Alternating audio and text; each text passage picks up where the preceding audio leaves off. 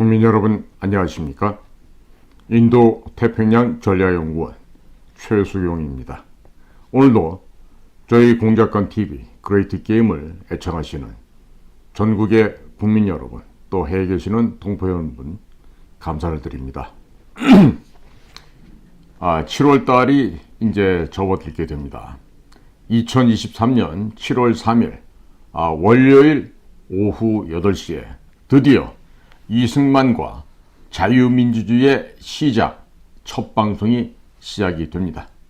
매주 월요일, 화요일 저녁 8시에 방송을 하게 되니 무료로 다운을 받아 놓으시고 여러분들의 유튜브 채널에도 올려놓으시고 또 주변 여러분들께도 널리 퍼뜨려 주십시오. 앞으로 최소 6개월은 방송이 계속 나가게 될 것입니다. 그리고 저희 공작관TV를 널리 알려주시고 또 구독이나 좋아요도 눌러주셔도 되겠습니다.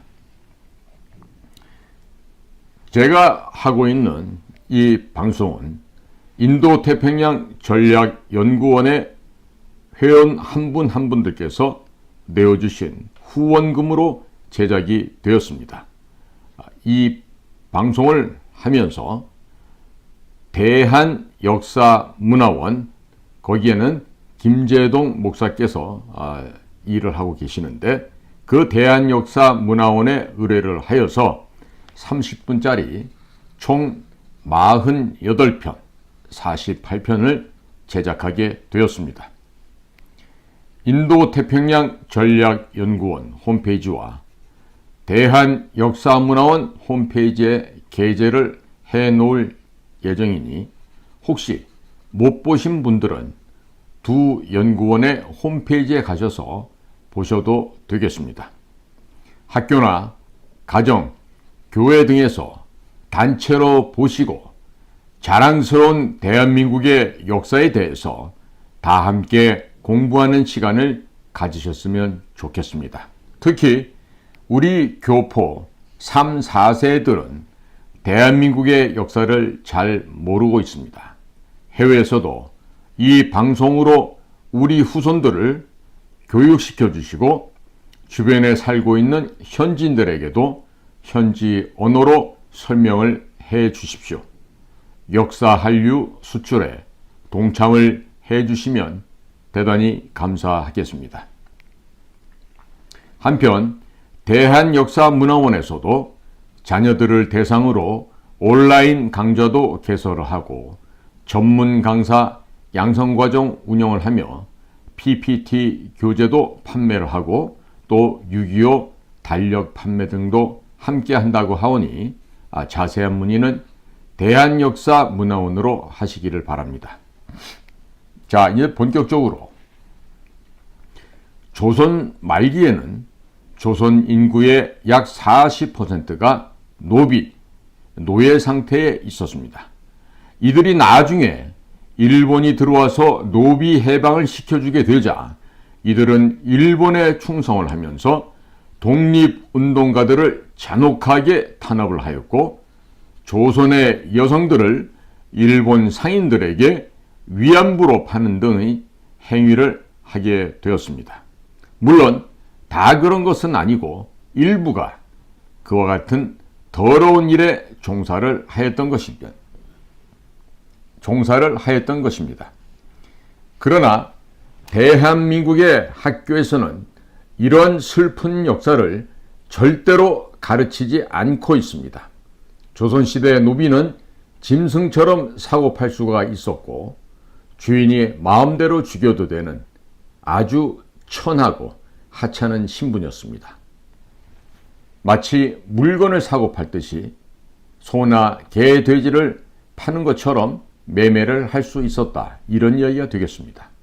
자, 그런데 일본이 한반도에 들어오게 되면서 노비에서 해방도 시켜주고 학교 교육도 받게 해주고 사람답게 살게끔 해주니까 이들의 조국은 그냥 평이하게 그대로 일본이 되어버리고 말았던 것입니다. 자, 그래서 이들은 대한 독립을 원하지 않았던 것이다. 이렇게 볼 수가 있겠습니다.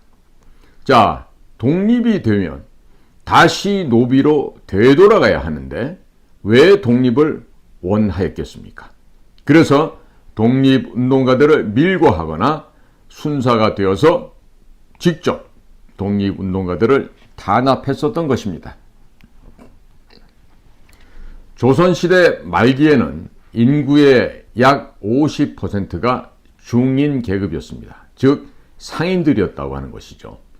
또 조선 말기에는 팔아먹을 수 있는 물건도 제대로 없었고 양반들에게 늘 수탈을 당했었는데 일본이 들어와서 법제도가 정비되고 물자가 풍부해지니까 이들 또한 일본에 충성을 하는 집단으로 바뀌게 되었습니다. 약 10%의 양반들은 아무 일도 하지 않고 백성들의 고혈을 빨아먹고 살았는데 일본이 들어와서 충성하게 되면 돈까지 벌게 해주겠다고 하니 또 일본에 부역을 하게 되었던 것입니다.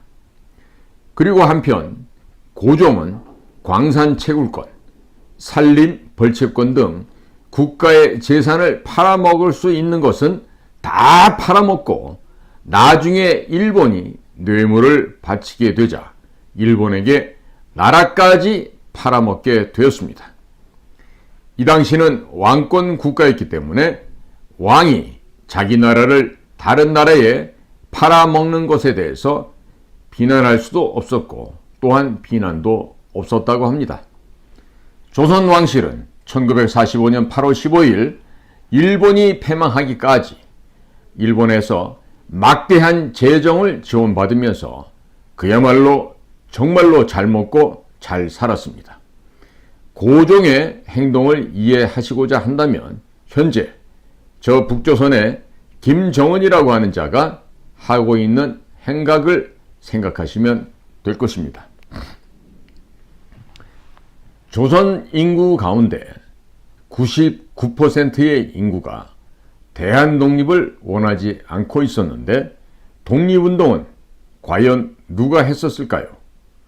1%나 될까 말까 하는 민족 지도자들 그리고 기독교도 들이었습니다. 이것이 바로 대한 독립운동의 실체였던 것입니다. 민족 지도자들이 독립운동을 한 것은 이해가 되는데 기독교인들은 그렇다면 왜 독립운동을 했었을까요?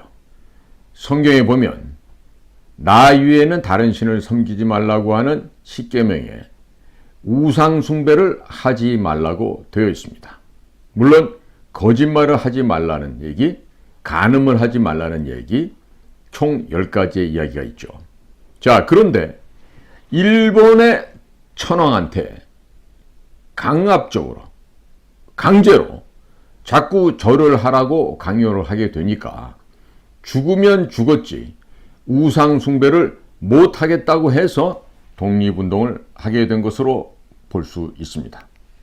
그래서 그러한 결과 기미 독립선언문에 서명했던 민족 지도자 33분 가운데에서 기독교인이 16명이나 있었던 것입니다. 따라서 대한독립운동의 실체를 알면 이 나라가 독립이 된 것이 그야말로 신기할 따름입니다. 바로 이것이 독립운동의 실체라고 할 수 있겠습니다. 1%도 안 되는 극소수들의 이들의 외침과 기도 그리고 희생으로 말미암아 일본에서 36년 만에 독립이 되었고 6.25로 폐허가 된 국토에서 아무런 자원이 나오지 않는 데에도 세계 10위의 경제대국이 되었습니다. 앞으로 몇 년이 지나게 되면 세계 무기 시장에서 당당하게 무기 수출 제1위의 국가가 된다는 이 사실이 과연 국민 여러분께서는 믿어지십니까? 그러나 수많은 역사 자료가 있음에도 불구하고 이와 같은 역사는 학교에서 가르치지를 않고 있습니다. 우리 자녀들은 학교에서 가짜 역사를 배우고 있기 때문에 거짓 선동에 쉽게 넘어가고 있는 것입니다. 지금 현재 대한민국 역사학자 및 역사교육계의 약 99%가 좌파들입니다. 따라서 북조선의 지령에 따라서 반일 선동을 하고자 한다면 조선을 미화해서 고종을 계몽군주로 만들어야지 일본을 나쁜 놈으로 만들 수가 있고, 일본과 한국을 갈라놓아야지 각종 선거에서도 이길 수가 있습니다. 또 한편 한국, 미국, 일본 삼각협력의 고리를 끊을 수가 있게 되는 것입니다. 이 모든 것이 현재는 평양의 지령으로부터 더불어민주당이나 정의당과 같은 이들에게 이러한 지령이 내려오고 있죠. 자, 그러나 보수 정당이라고 자칭 주장하고 있는 국민의힘은 지난 수십 년간 집권을 해오면서 국민들에게 제대로 된 역사 교육을 실시하지 않았으며, 정당의 정치인들도 자기 나라 역사를 모르는 창녀들로, 짐승들로 가득 채워져 있었습니다. 그래서 나라가 이와 같이 무너지게 되었던 것입니다.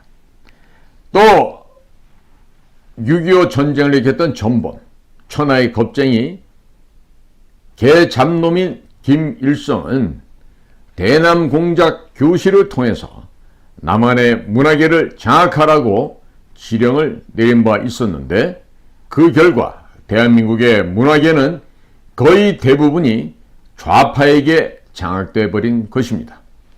따라서 드라마나 영화에서 조선이라고 하는 나라를 엄청 아름다운 나라로 묘사를 하면서 선남 선녀들의 러브 스토리를 그려고 있는데, 조선 건국 200년 후인 1592년부터 1900년대 초반까지 약 300년 동안 소빙하기였기 때문에 계갑대기근, 경신대기근, 을병대기근, 이러한 대기근으로 말미암아서 조선 인구의 3분의 1이라는 숫자가 소멸이 되었습니다. 여기서 계갑대기근이다 라면 1592년에 임진왜란이 발생하였죠. 바로 그 해 겨울, 1592년 겨울, 그리고 1594년 여름까지 근 2년 동안 조선 전역이 대기근의 광풍에 휩싸이게 되었고, 이 또한 임진왜란이 초래했던 기근이었다 하겠습니다. 자, 이 기근은 1592년 겨울부터 1593년 여름까지 한 차례 발생하였는데, 그해 겨울에 또 재발해서 이듬해 여름까지 지속이 되었습니다. 1차 대기근에는 양식 부족, 영양실조, 면역력 저하, 전염병 창궐, 사망자의 대량 발생이라는 연쇄 반응을 일으키는 가운데 엄청난 인명피해를 가지고 왔었습니다. 1593년 겨울부터 재현되었던 2차 기근은 가까스로 살아남은 사람들을 또다시 죽음으로 몰아넣었습니다. 이 무렵 도둑질이 공공연하게 벌어지고 토족들이 곳곳에서 바로하였고, 인육을 먹기 위해서 사람을 죽이는 일도 벌어지게 되었습니다. 지옥을 연상케 하는 이러한 참담했던 사회상들은 1594년 가을에 농작물이 본격적으로 출하되면서 진정되기 시작하였습니다. 자, 2년에 걸친 계갑 대기근으로 엄청난 사람들이 죽었습니다. 성주, 거창, 함양, 초계 등지에서 피난하거나 거주했던 사람들의 사망률은 50%에 육박을 했었고, 노비와 상민 같은 피지배층의 사망률은 이보다도 훨씬 높았다고 합니다. 이렇게 많은 희생자를 낳았다는 점에서 계갑 대기근은 조선왕조 역사상 최대의 기근이라 해도 좋겠다고 평가됩니다. 아울러서 경신대기근은 경술년과 신해년에 벌어졌던 말을 합쳐서 경신대기근이라고 하는데, 이것은 조선 현종 11년인 1670년에서 현종 12년인 1671년 사이에 발생했던 대기근이었습니다. 자, 이렇게 대기근이 올 때마다 인구가 약 100만 명에서 200만 명이 죽어나갔습니다.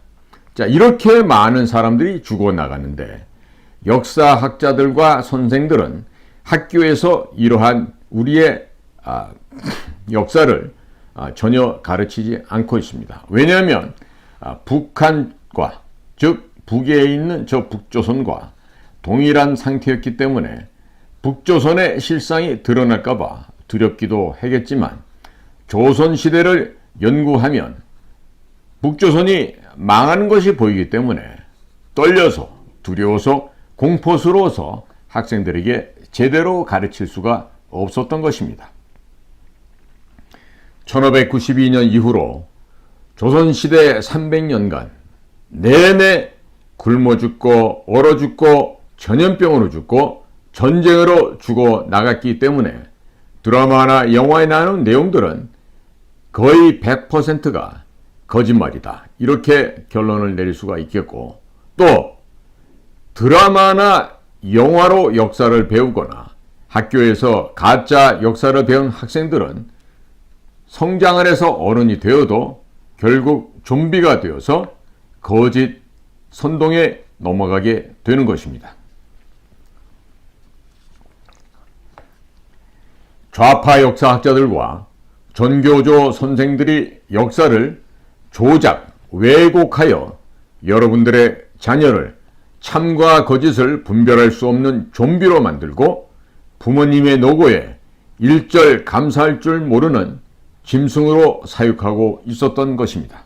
그래서 전국에서 일어나는 모든 범죄에, 큰 범죄에는 반드시 서울대학교 출신들이 관여되어 있고, 서울대학교 출신 또 서울대학교 법대 출신들이 헌법 질서를 교란하는 데 앞장서고 재판 거래를 하는 등 온갖 부정부패를 저지르게 되었던 것입니다.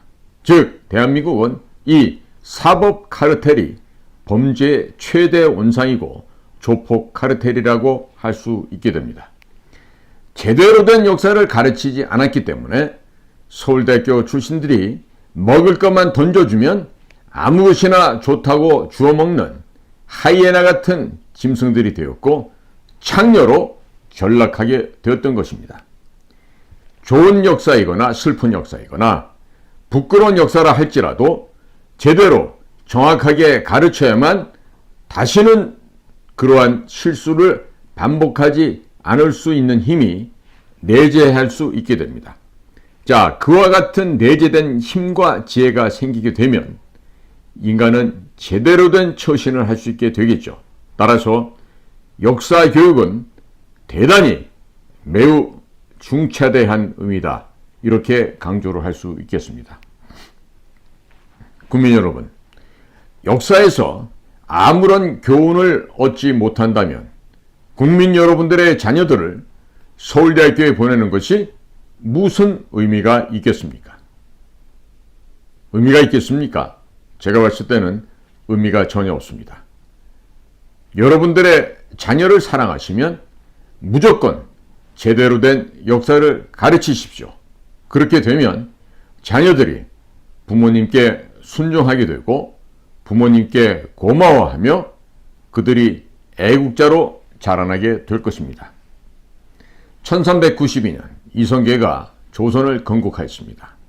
이 조선이 건국할 때부터 전 세계적으로는 소빙하기가 시작이 되었고 17세기에 절정을 이루었으며 20세기 중반부터 지구의 평균 기온이 서서히 올라가게 됩니다.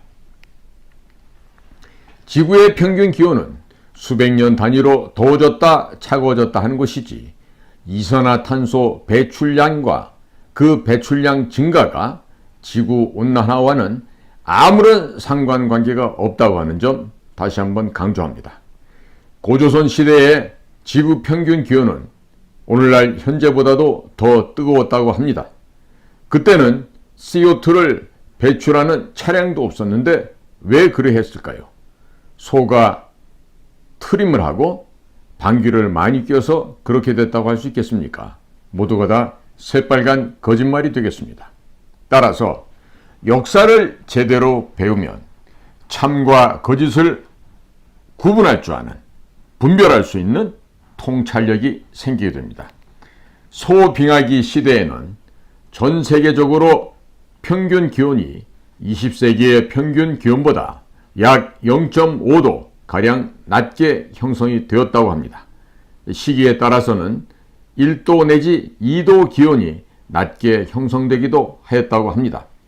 소빙하기 때 체감 온도가 대략 10도 가량 떨어지게 되었고, 이상기온 현상으로 농작물이 잘 안 자라거나 갑작스러운 추위로 말미암아 사람들이 얼어 죽거나 굶어 죽거나 전염병에 걸려 죽는 등 이와 같은 사망의 일이 전 세계적으로 광범하게 펼쳐졌었습니다.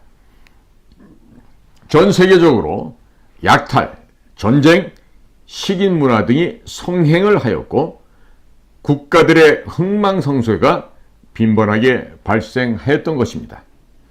날씨가 추워지니까 북방 기마 민족들이 지속적으로 남쪽으로 남하하게 되면서 많은 전쟁들이 발생하게 되었습니다. 정묘호란, 병자호란 등도 소빙하기와 관련이 없다고 말할 수는 없을 것입니다. 강대하였던 국가들이 무너지는 등 국제 질서가 요동을 치게 되었습니다. 역사를 공부할 때 이러한 기후변화를 빼놓고 공부를 하면 이해가 잘 가지 않을 것입니다. 조선도 마찬가지로 1592년 임진왜란이 발발하고 1953년부터 개갑 대기근이 발생하여서 약 100만에서 140명이 사망하게 되는데, 학자들은 이때 죽은 사람들 중에 약 20만에서 40만 명이 전쟁으로 사망을 하였고, 나머지 80만에서 100만 명은 굶어 죽거나 얼어 죽거나 전염병으로 사망한 것으로 추정하고 있습니다. 임진왜란 전반에는 의병들이 상당히 많았던 데 비해서 임진왜란 후반으로 가게 되면 의병 활동이 대폭 줄어들게 되는데, 그 이유가 대부분 굶어 죽거나 얼어 죽거나 전염병으로 죽었기 때문이라고 합니다. 현종 제위 기간이었던 1670년 경술년이 되겠습니다. 그리고 1671년 신해년에 있었던 경신대기근 때에도 약 100에서 200만 명이 굶어 죽었던 것으로 전문가들이 분석을 하고 있습니다. 당시의 조선 인구가 1200만에서 1400만 명이었다고 하니 얼마나 많은 백성들이 굶어 죽었는지를 가늠할 수 있겠습니다. 왕족과 관리들도 굶어 죽었으니 그 기록이 제대로 되어 있지 않아서 실제로 얼마나 많이 죽었는지 판단하는 것이 무의미하다라고 학자들은 말하고 있습니다. 조선은 이때부터 소를 잡아먹는 것을 허용했는데, 굶었다가 갑자기 고기가 들어가게 되니 위장병으로 또 많이 죽었다고 합니다. 이때 돌았던 말이 임진왜란 때가 더 나았다라고 했다고 합니다. 죽은 시신은 물론이려니와 자기 자식도 잡아먹었다고 하니 참으로 끔찍한 일이 아닐 수가 없겠습니다. 이런 역사를 가르치게 되면 현재 대한민국 국민들은 얼마나 축복을 받았는지 깨닫게 될 것입니다. 자녀들이 철딱서니 없이 불평, 불만을 절대로 할 수 없게 될 것입니다. 1593년 개갑대기근과 1670년 경신대기근 사이에는 1627년에 정묘호란이 발생하였고, 1636년에는 병자호란이 일어났었습니다. 따라서 이러한 북방의 청해 침략뿐만 아니라 남쪽에서는 끊임없는 왜구가 노략질을 하고 있었습니다. 자, 그러면 여기서 끝이 날 수 있겠습니까? 아니죠. 절대로 그렇게 끝날 수가 없습니다. 숙종 21년이던 1695년 을해년부터 숙종 25년인 1699년까지 있었던 대기근이 발생했는데 이를 을병대기근이라고 합니다. 이때 141만 명이 사망한 것으로 집계된 기록이 있는데 이때도 관리들이 굶어 죽거나 처벌받을 것을 두려워해서 축소하는 등 제대로 된 집계가 안 되었었기 때문에 정확한 사망자의 집계를 알 수 없는 데다가 이 모든 것은 그저 미루어 짐작한 숫자라는 것이 정답일 것입니다. 실제로는 이보다 훨씬 많은 사람들이 죽었을 것으로 생각이 됩니다. 전체 사망자들 가운데에서 고작 3할도 제대로 파악하지 못했다고 하니 수백만 명이 굶어 죽었다는 것이 차라리 현실적인 대답이 된다, 이렇게 생각할 수 있겠습니다. 또한 을병대기근 기간이었던 1695년부터 1697년 사이에는 북유럽의 에스토니아, 스웨덴, 핀란드, 노르웨이 이 등 전 지구적으로 대기근이 발생하였었습니다. 을병대기근 때 얼마나 처참했냐고 하면 경신대기근 때에도 정묘혈환, 정묘호란, 병자호란 이러한 것들 때문에 청나라에서 쌀을 수입하자는 조정 대신들의 의견이 묵살이 되었었지만 을병대기근 때에는 숙종 임금이 나서서 청나라에서 쌀을 구해오라고 해서 이때부터 청나라와의 무역이 시작되었습니다. 임진왜란 당시 명나라에서 조선에 쌀을 100만 석 이상 보내었기 때문에 제조지은, 즉 나라를 다시 만들어준 은혜다. 거의 망하게 된 것을 구해준 은혜, 이 명나라의 은혜에 보답하기 위해서 청나라가 조선에게 어버이나라로 모시겠다고 한 것도 거절하였다가 정묘호란, 병자호란이 발생하게 되었던 것입니다. 이렇게 되면서 조선은 만주 지역에 대한 지배권을 완전하게 상실하게 되었습니다. 조선의 왕들이 역사 공부를 제대로 안 해서 청나라가 바로 신라의 후손들이 세운 나라인 것을 전혀 몰랐던 까닭입니다. 조선의 왕들도 자기 선조들의 역사를 제대로 안 배우고 못 배우고 공부를 안 하다 보니 바보가 되었고 나라의 운명이 쇠락의 길로 접어들게 되었던 것입니다.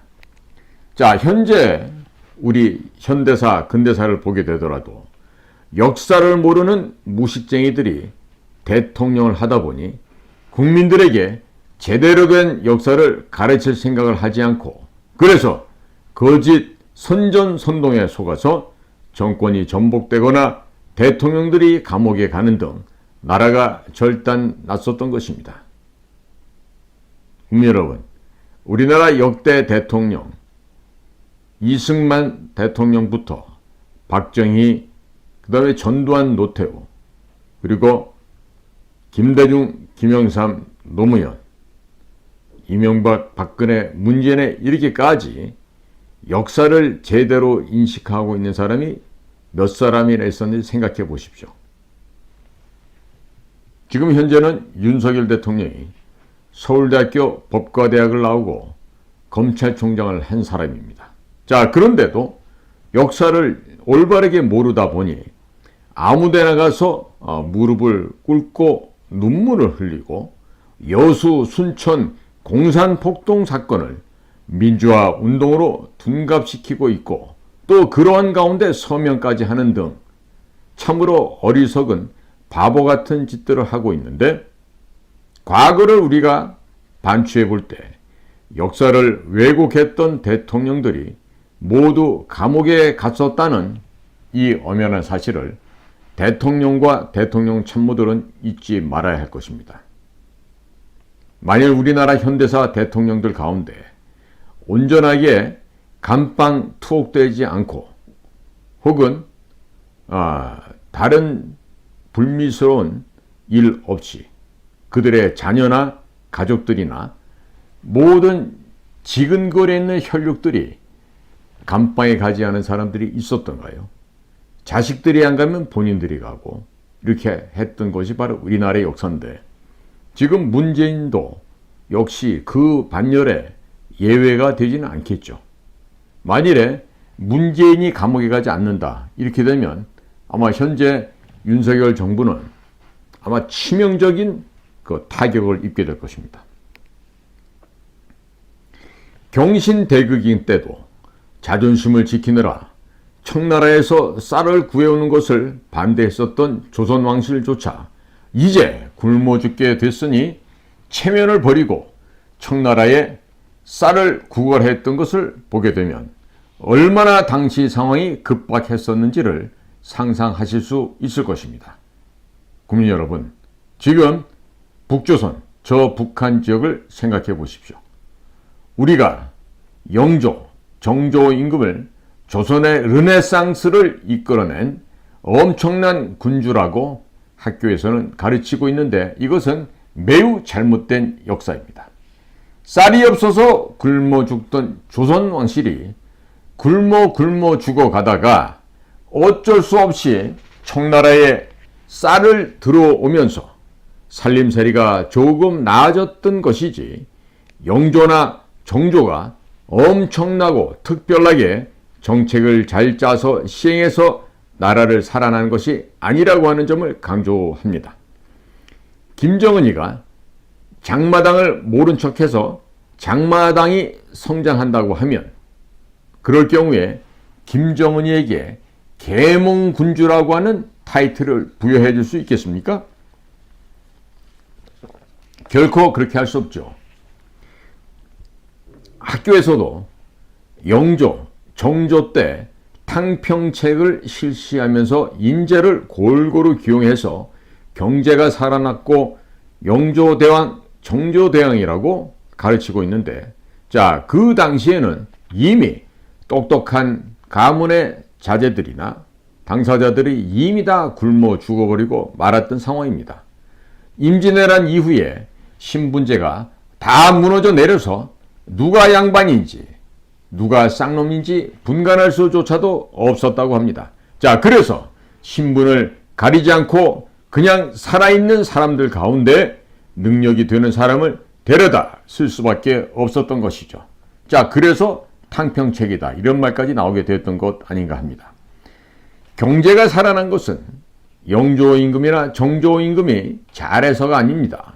청나라에서 쌀이 들어오면서 밀무역으로 다양한 물자들이 들어왔고, 이것이 일본으로 수출이 되면서 외와 청 사이에서 조선이 중개무역을 하였기 때문에 경제가 살아날 수 있었던 것입니다.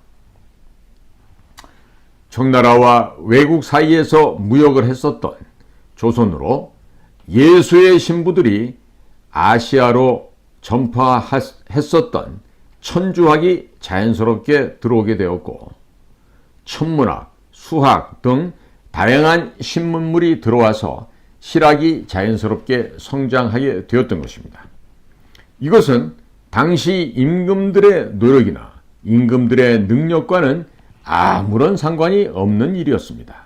자, 그러나 영조 임금과 정조 임금은 앞전에 수많은 백성들이 굶어 죽었던 것을 교훈으로 삼지 못했고, 오히려 정치 투쟁에 몰입을 하여 정조 임금은 수원 화성을 건조하면서 조선에 그간 쌓여 있었던 은을 낭비해버리고 말았습니다.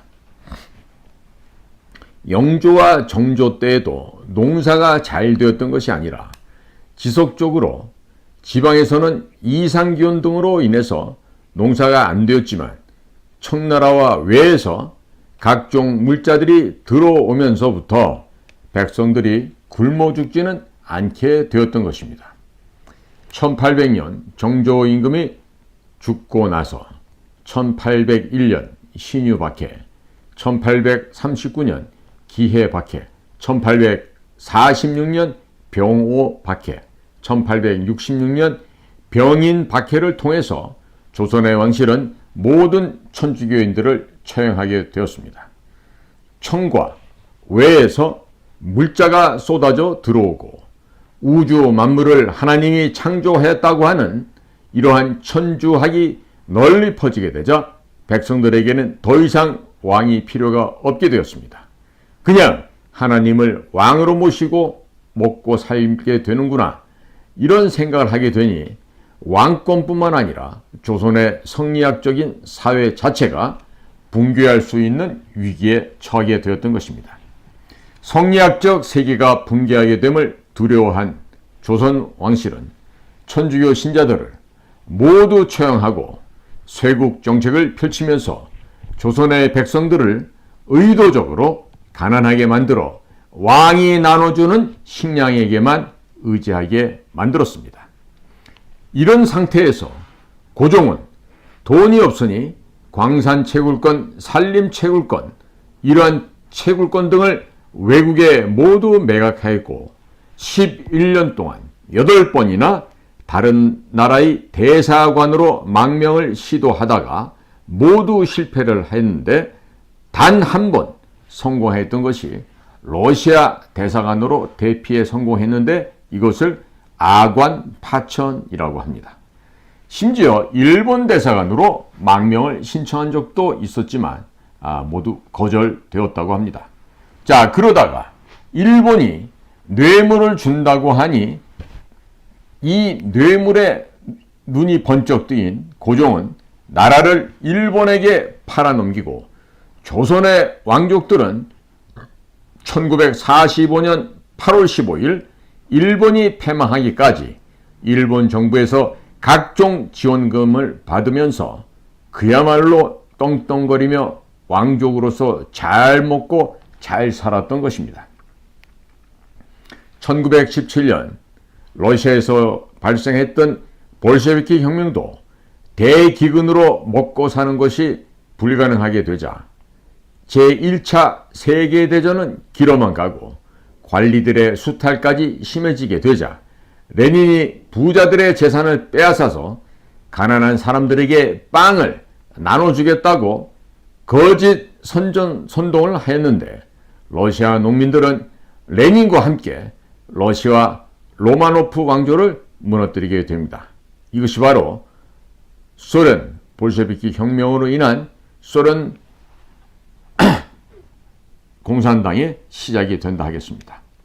자, 이런 과정을 거치면서 역사상 최초의 공산혁명이 일어나게 되었고 또 만약에 이 공산혁명이라는 것이 러시아 로마노프 왕조에서 농사가 잘 돼서 먹을 것이 풍부했더라면 과연 볼셰비키 혁명은 성공하지 못하고 실패하고 말았을 것입니다. 공산주의 체제로 국가를 이끌고 가려는 세력들이 정권을 잡게 되면 의도적으로 경제를 망하게 만들어서 중산층을 붕괴시키고 국민들을 정부 보조금을 타먹고 살아가는 노비로 만들어 버립니다.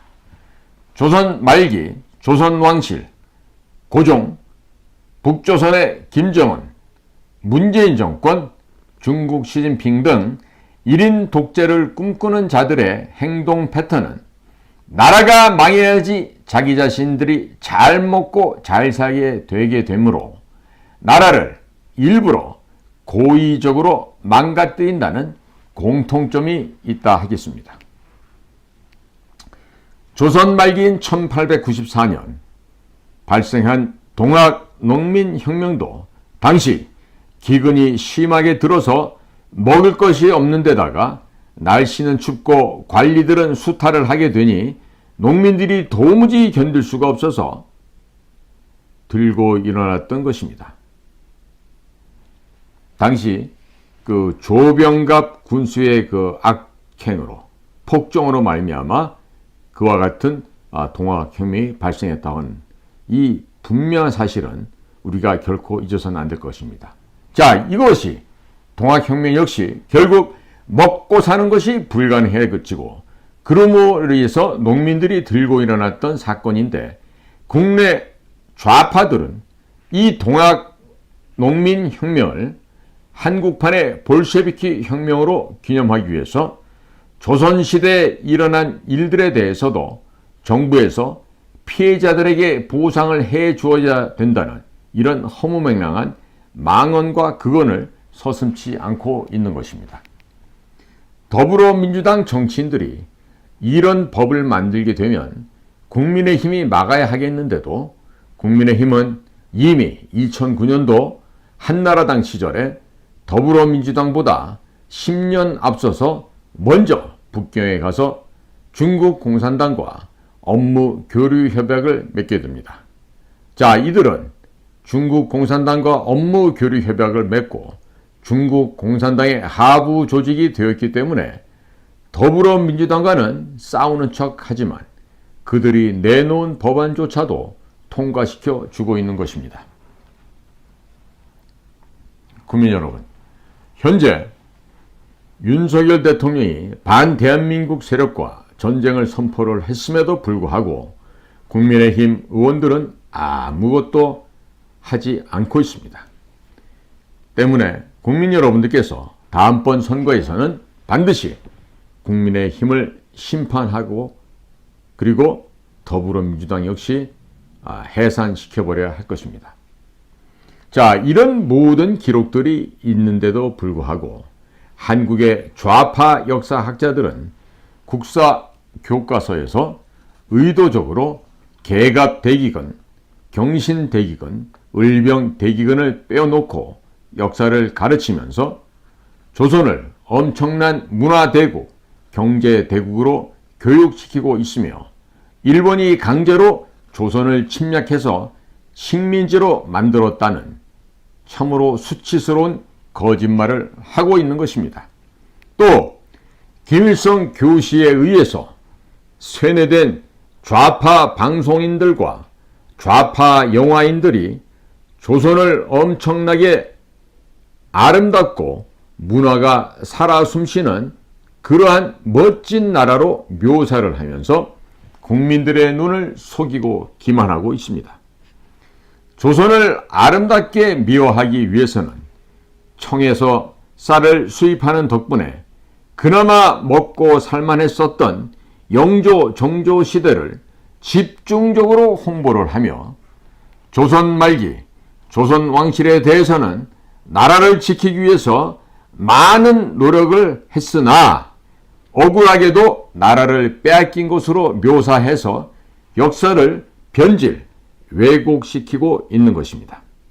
1592년부터 1900년대 초반까지 조선의 백성들은 연속된 전쟁으로 죽고 굶어 죽고 얼어 죽고 전염병으로 죽고 관리들의 수탈에 항의하다 맞아 죽어갔었습니다.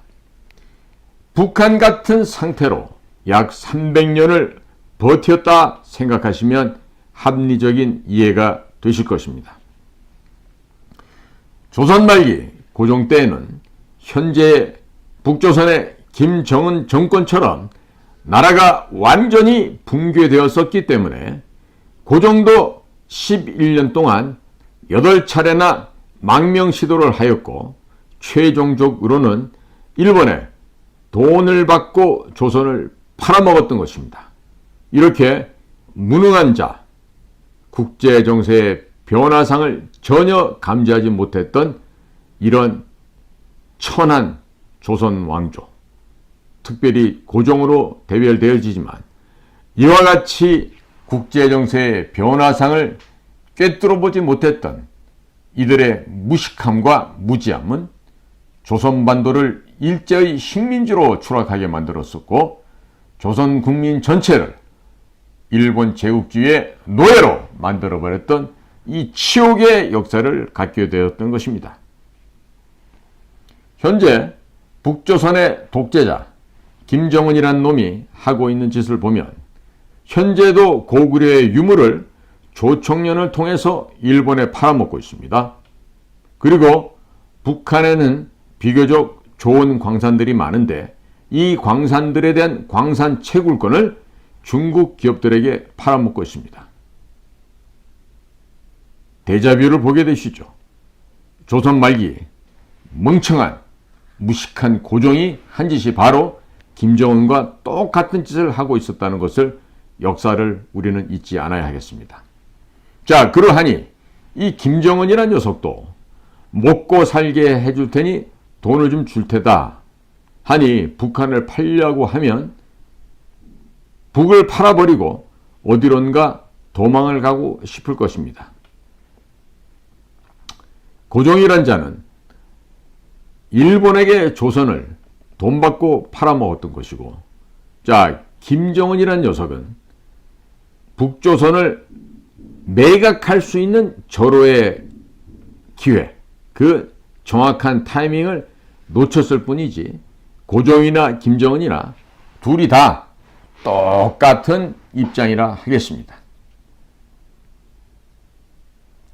김정일 시대, 즉 김정은의 애비가 살았을 때는 북한 지역에서 장마당이 번성을 하였고 또 성경책이 북한 사회에 유입이 되었습니다. 자, 그렇게 되자 김정일은 화폐 개혁을 통해서 상인들의 재산을 몰수하였고 또 성경 소지자들은 모두 처형을 했었습니다.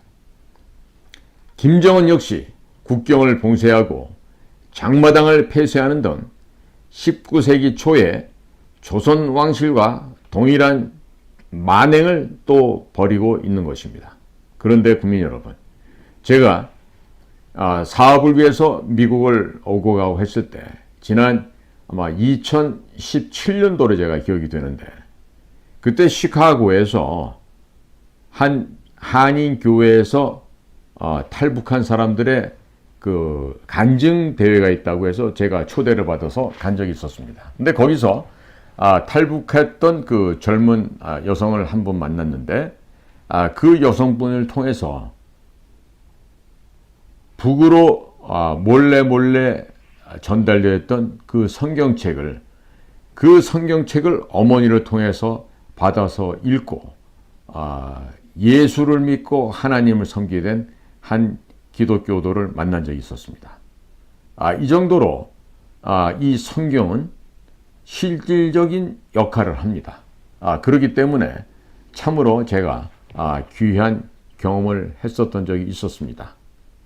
특별한 그것을 제가 느낄 수 있었던 것은 그 일에 대해서 제가 지득하고 있는 사실들이 있었기 때문에 더욱더 큰 감흥을 느낄 수가 있었습니다. 자, 국민 여러분, 독재자들은 말입니다. 이 더러운 독재자들은 의도적으로 경제를 붕괴시키고 중산층을 무너뜨리는 정책을 펼쳐서 국민들을 가난하게 만들고 정부에서 주는 보조금에 연명해서 살아가게끔 국민들을 노예화하는데 이것을 최신 용어로 해서 조세 공산주의다라고 하는 것입니다. 자, 기억해 보십시오. 문재인 정권 때는 말도 되지 않는 경제 정책으로 소주성이다 이런 그 희한한 정책을 벌였죠. 그래서 결과는 국가 경제가 무너졌습니다. 그리고 종부세라든지 각종 세금을 왕창 올려서 또한 정치 방역을 한다고 하면서 중산층들을 의도적으로 무너뜨리고 괴멸시켰습니다. 국민들은 그 결과 많은 숫자가 빚쟁이가 되었고 정부에서 보조금을 언제 주는지만을 기다리고 있는 정부의 노비로 전락하게 되었던 것입니다. 역사를 제대로 배우지 않고 역사를 올바르게 인지하지 못하게 되면 엉터리 사기꾼들에게 나라를 빼앗기고 국민 여러분들은 또 그들의 노예로 전락하게 되는 것입니다.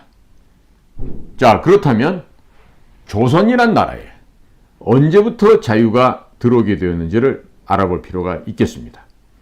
1882년 조미수호 통상조약을 체결하고 미국 선교사들의 포교가 허용이 되면서 조선에는 기독교 선교사들과 성경책이 유입되게 되었습니다. 기독교 선교사들이 조선 말기에 조선에 와서 음악밴드라든가 야구, 농구, 축구, 스케이트 혹은 월화수목금토일 요일제 등 신문물을 조선 땅에 전수를 하였고 근대식 병원을 건축하였으며 근대식 교육을 시작하게 되었습니다. 늘 굶어 죽고 얼어 죽고 전염병으로 죽어가던 조선인들은 이제 희망을 더 이상 가질 수가 없었는데 반대로 교회를 가게 되면 먹을 것, 입을 것, 의약품, 최신 소식 등이 넘쳐났었기 때문에 조선 말기의 교회는 현재의 인터넷 카페라든가 PC방 같은 역할을 하게 되었습니다. 미국인 선교사들이 한글 성경을 보급하기 위해서 자신들이 한글을 깊이 연구하여서 가르치기도 했습니다. 일례로 호모 헐버트 선교사께서는 한글 체계를 연구해서 국내 최초의 한글 백과사전인 사민필지, 선비사 백성민 반드시 필 알지 이와 같은 최초의 한글 백과사전 겸 교과서, 인문지리서를 출판하기에 이르게 되었다고 합니다. 자, 이렇게 한글 체계에 대한 세부 사항을 호모 헐버트 선교사에게 배운 사람이 바로 한글학자 주시경이었고 그 주시경의 친구가 청년 이승만이었습니다. 미국의 선교사들이 만약 없었다라고 하면 여러분들께서도 한글 대신 아직 한자를 쓰고 있었을 것이라 이렇게 생각이 듭니다. 한글을 조선 왕실에서 널리 전파시켰다라고 생각하시는 분들이 많은데 그렇지가 않고 한글 성경이 퍼지면서 한글이 전 국토에 퍼지게 되었던 것입니다. 1970년대까지만 하더라도 군대에서 한글을 가르쳐야 할 정도로 대한민국의 문맹률이 높았습니다. 교회에 나가는 할머니들은 한글 성경을 읽는다고 교회에서 공부를 했었기 때문에 한글을 알고 있습니다.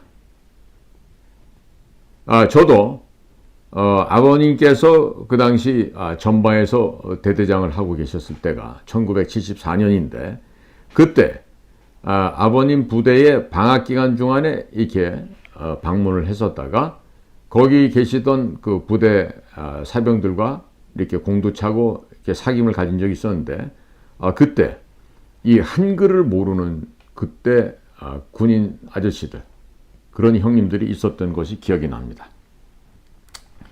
그래서 한글을 모르는 어머님들이 군대에 간 자녀들에게 편지를 쓰고 싶을 때에는 교회 나가시는 할머니들에게 부탁을 하게 됩니다.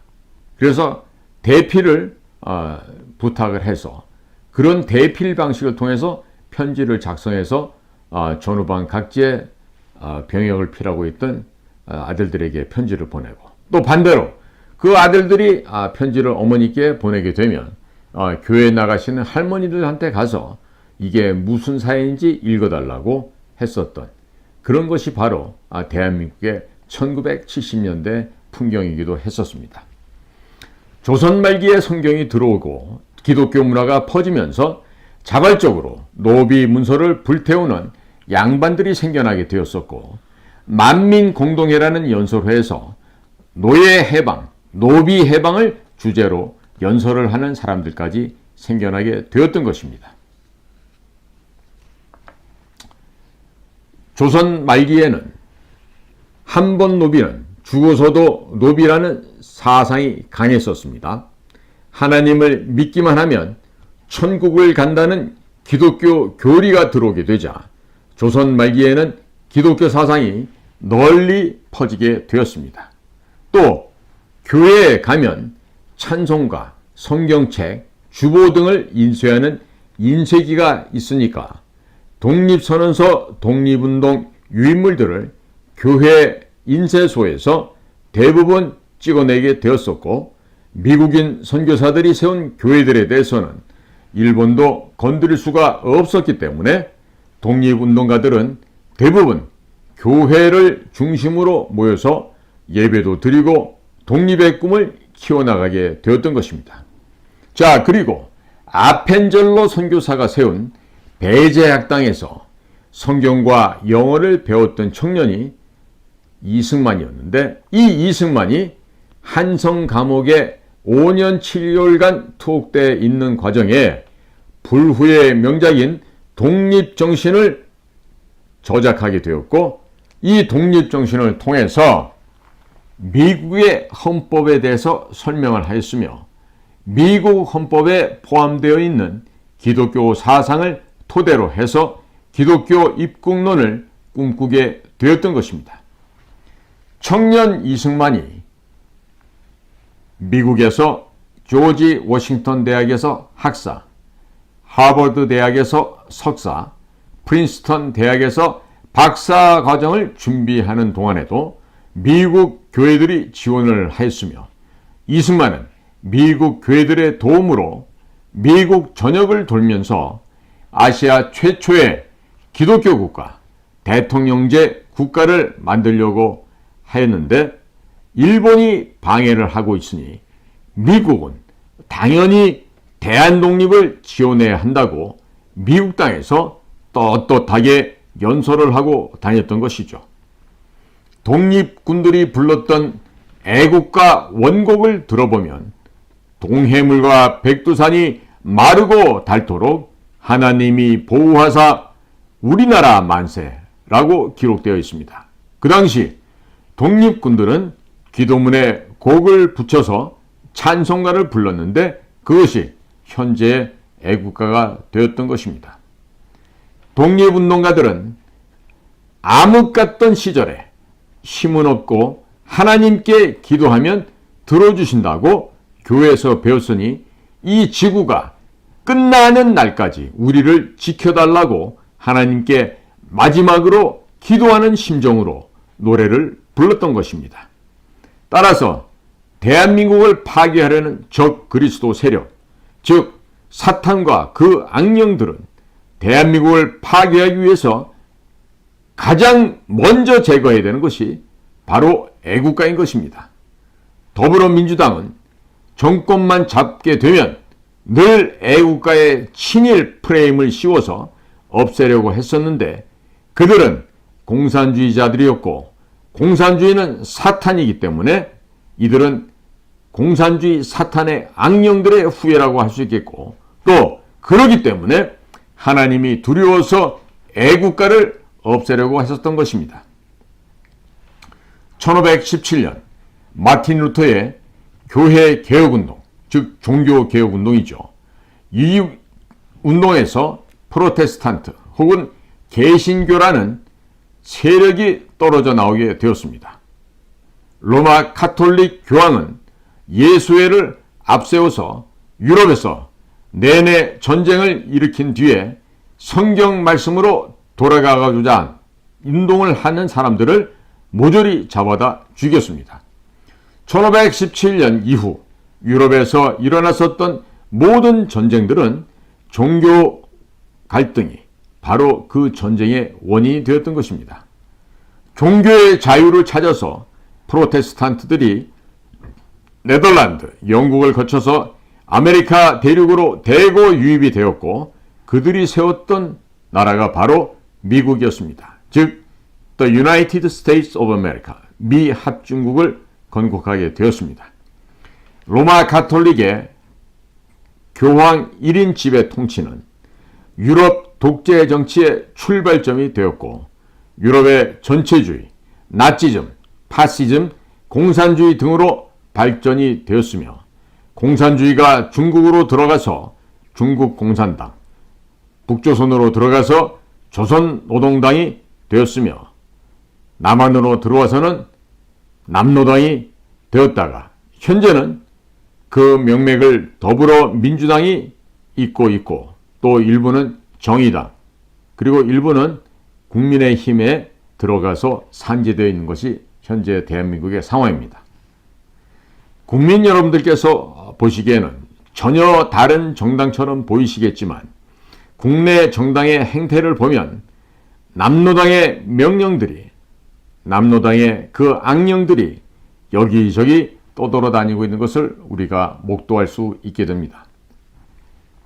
1517년 이후 유럽에서는 로마 카톨릭에 저항하는 이론 서적들이 많이 출간이 되었는데 기독교 저항 정신이 집대성된 책이 바로 존 로크의 통치론이었고, 이 통치론의 핵심 가치였던 자유주의 사상이 미국 헌법에 들어가면서 국가가 개인의 자유를 침범할 수 없도록 헌법에 명시가 됩니다. 이러한 과정을 거쳐서 역사상 최초의 자유민주주의 국가인 미국이 탄생하게 되었던 것이며, 미국 선교사들이 조선 말기에 한반도에 들어와서 성경과 미국 헌법 정신을 전수하였던 것입니다. 그것을 모두 이어받고 통달했었던 사람이 바로 청년 이승만이었고, 그가 한성 감옥에서 꿈을 꾸었던 기독교 입국론에 따라서 설계된 나라가 바로 자유 대한민국인 것입니다. 언론의 자유, 양심의 자유, 집회 결사의 자유, 종교의 자유, 근로의 자유와 같은 개인의 자유는 바로 신약 성경에서 나온 개념이며, 이 개인의 자유가 헌법에 명시되어 있으면 기독교 국가로 분류되는 것입니다. 많은 분들께서 나는 불교 신자인데 왜 기독교 국가라고 하는가 하고 물어보시는데, 자유민주주의와 공산주의가 분화되는 과정을 모르시고, 또 조선 말기부터 독립운동 과정, 해방 전후사 독립 과정, 6.25에 대해서 제대로 모르시기 때문에 오해를 하고 계시는 것입니다. 앞으로 조선 말기부터 대한민국 건국사를 다룬 이승만과 자유민주주의의 시작 방송을 이해하시기 위해서는 성경적인 세계관과 기독교 문화를 정확하게 아셔야 할 것입니다. 본 방송은 성경적 세계관에 입각해서 제작을 하게 되었습니다. 이것은 특정 종교를 홍보하기 위함이 아니라 조선 말기의 주된 사상이었던 성경적 세계관과 기독교 문화를 모르게 되면 그 당시를 이해할 수 없기 때문에 있는 그대로를 알려드리게 된다는 점을 참고해 주시기 바랍니다.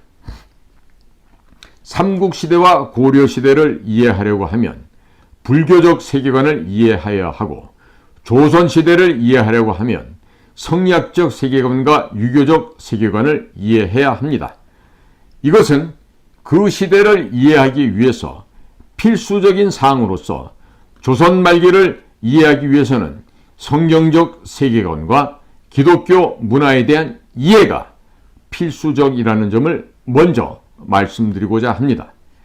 많은 분들께서 후원을 해 주셔서 깊이 감사를 드립니다.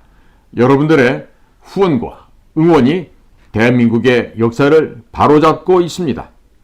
지금까지 동참해 주셔서 몹시도 대단히 감사를 드리며, 추가적으로 동참하시고 싶으신 분들은 월 1만원의 정기회원이 되어 주십시오. 영상 하단의 제목을 클릭하시거나 댓글창을 클릭하시면 후원 바로가기가 있게 됩니다. 이승만과 자유민주주의의 시작, 이 방송은 앞으로 매주 월요일, 화요일 저녁 8시에 방영이 됩니다. 자, 이 이승만과 자유민주주의의 시작을 다 게시하게 되면 다음 작품으로는 자유민주주의와 공산주의의 기원입니다. 자유민주주의와 공산주의의 기원입니다. 매월 10,000원씩 역사전쟁에 동참해 주시면 감사하겠습니다.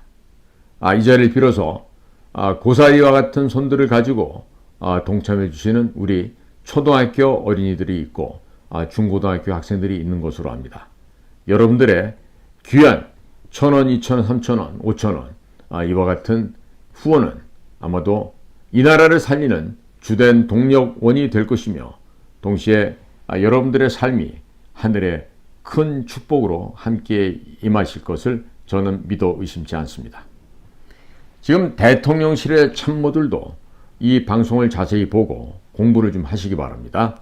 그리고 우리 국가정보원에서 일하고 있는 우리 후배들도 내가 지금 하고 있는 이 역사 방송을 잘 귀담아 듣고 김규호 원장에게 요약 정리 보고를 잘 하기 바랍니다. 그래서 대통령실의 참모들도 아마 대부분 서울대학교를 나오고 무슨 고시를 합격했더라도 대한민국 역사를 제대로 하는 일은 거의 없을 것이라고 생각이 됩니다. 그러니까 귀하들이 대통령을 잘 보좌하고 보필을 해서 대통령이 아무 데나 가서 무릎을 꿇고 눈물을 흘리고 이런 그 역사적 사실을 뒤집는데 이 도장을 함부로 찍는 일이 없도록 해야 될 것입니다. 두 번 다시는 이와 같은 일들이 일어나지 않도록 보필을 잘 하기 바랍니다. 이 말을 만약에 이해하지 못하는 다소 무식한 대통령실의 비서들이 있을까봐 다시 집어서 얘기하는데, 아무 데나 가서 무릎을 꿇는다는 얘기는 광주 5.18 묘에 가서 대통령이 무릎 꿇는 걸 이야기하고요. 또 거기서 눈물을 흘리고 비석을 만지면서 그 부분을 언급을 하는 겁니다. 이렇게 대통령이 엄연한 역사적 실체와 진실이 있는데 이런 역사적 사실을 뒤집게 되면 이 나라의 역사가 뒤집어지게 되고 대한민국의 미래는 암담해지고 없게 됩니다.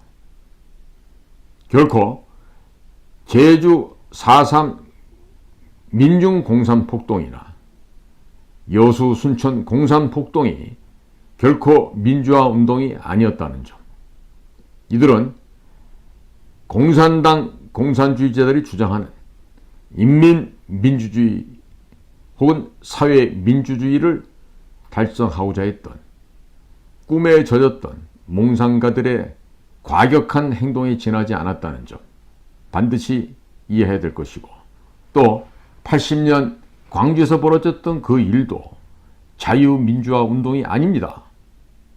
광주에서 있었던 그 일도 공산 인민민주주의 혁명이었다는 점, 이 점을 분명하게 강조를 합니다.